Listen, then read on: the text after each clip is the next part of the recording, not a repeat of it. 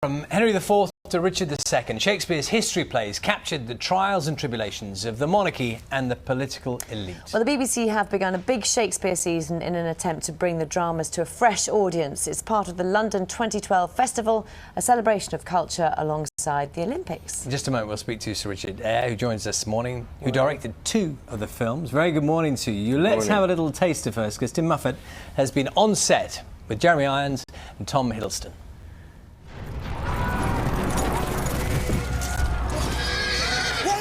To the breach, dear friends, once more! Words and stories that still resonate, 400 years after they were written. Advance the archers 30 paces. Shakespeare has a unique place within our national story, one these new TV adaptations seek to honour. They're part of a set of history plays that Shakespeare wrote about a sequence of English kings, starting with Richard II. He was deposed by Henry Bolingbroke, who became Henry IV. There's a civil war in Henry IV's reign, and upon his death, Prince Hal, his eldest son, becomes Henry V. It's massive dynastic medieval history, injected with drama and the greatest poetry that's ever been written. England's greatest playwright he may be, but on leaving school, many leave Shakespeare behind, never to return.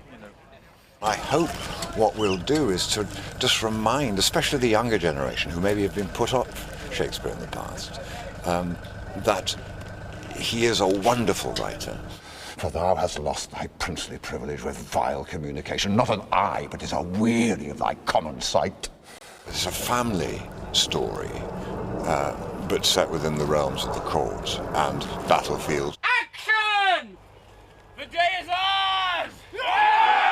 The idea of a special arts season running alongside an Olympic Games might sound quite modern, but actually it first happened 100 years ago during the Stockholm Olympics of 1912.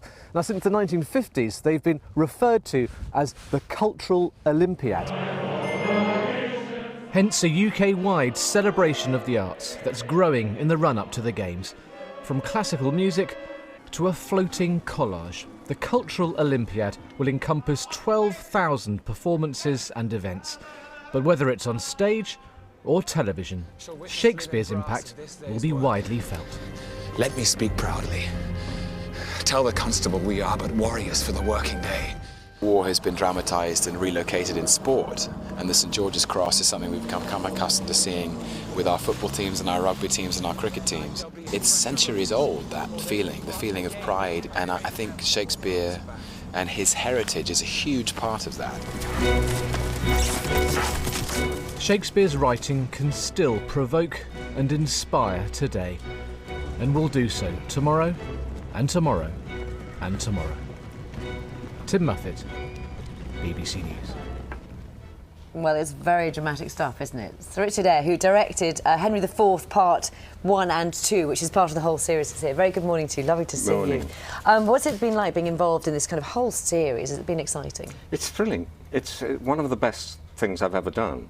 I mean, I can't speak for the quality of it, but one of the most enjoyable, most fulfilling things that I've ever done. I love these plays, particularly Henry IV Part 1 and Henry IV Part 2, which are separate plays.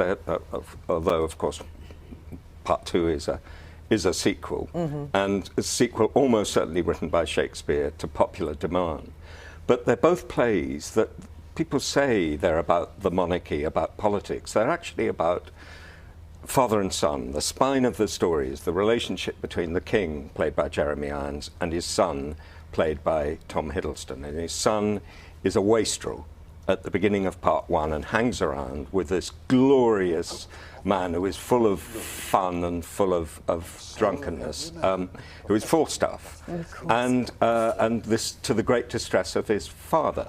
And this is the tension throughout the play, and finally, at the end of Part 2, Hal, the son, rejects the surrogate father, who is Falstaff, and it's a very, very painful scene. And what Shakespeare seems to be saying is to grow up, and to grow up into responsibility, you have to push away the things of the heart.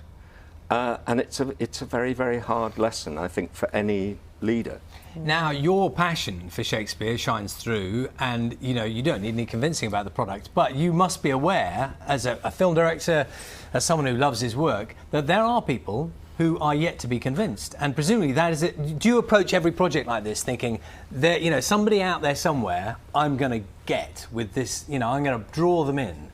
Is that what you're thinking? It is what I'm thinking, but it's also that I've worked as much making television drama as I have working in the theatre.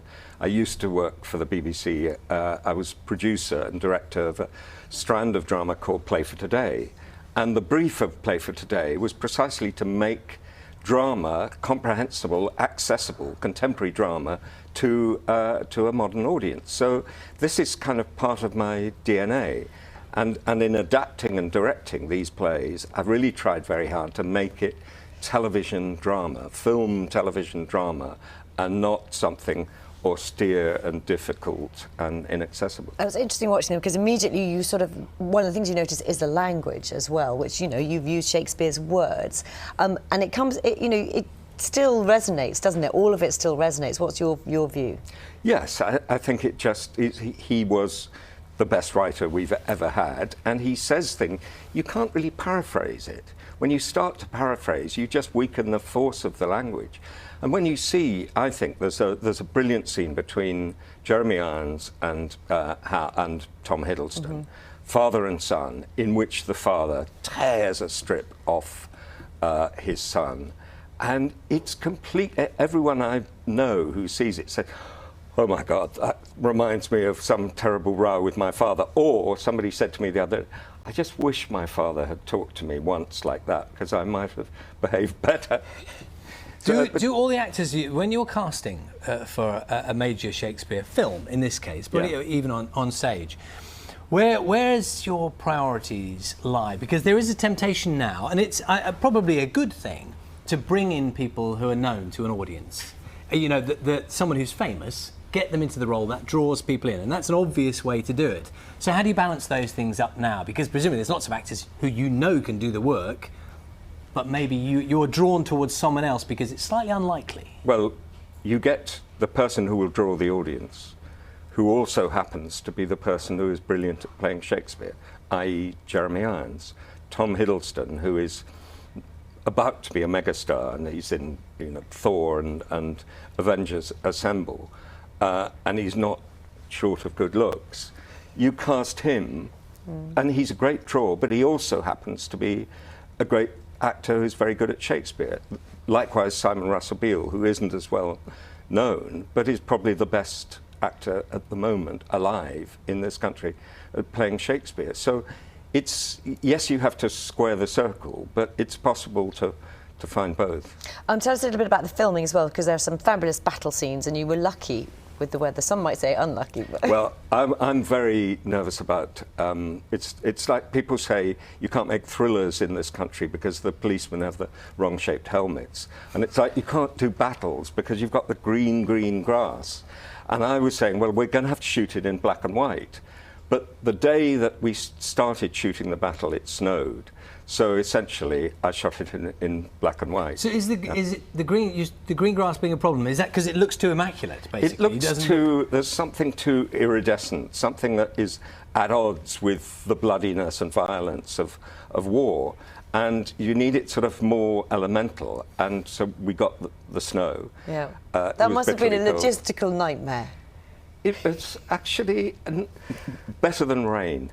Rain, if we were shooting this summer, it would have been hell. Oh. But in February, it was heaven. Oh, it's lovely to meet you. Thank you very much for coming to see us here on Breakfast. You can watch Henry IV Part 1 on Saturday at 9 on BBC Two, and the first of the series is already on the BBC iPlayer.